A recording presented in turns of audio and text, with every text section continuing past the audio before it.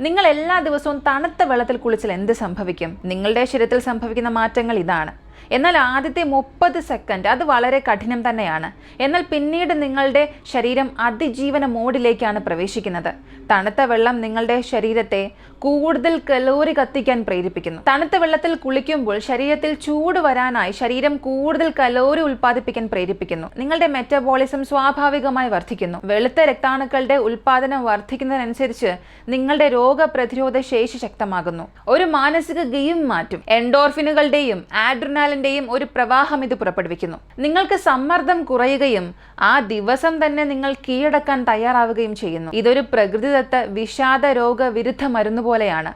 കൂടാതെ നിങ്ങളുടെ ചർമ്മവും മുടിയും ആരോഗ്യകരമായി തുടരും. കാരണം ചൂടുവെള്ളം പോലെ സ്വാഭാവികമായ എണ്ണകളെ ഒന്നും ഇത് ഇല്ലാതാക്കുന്നില്ല. പഠനങ്ങൾ പറയുന്ന അനുസരിച്ച് തണുത്ത വെള്ളം അസുഖകരമായ ദിവസങ്ങളെ 25% വരെയും കുറയ്ക്കുകയാണെന്നാണ്.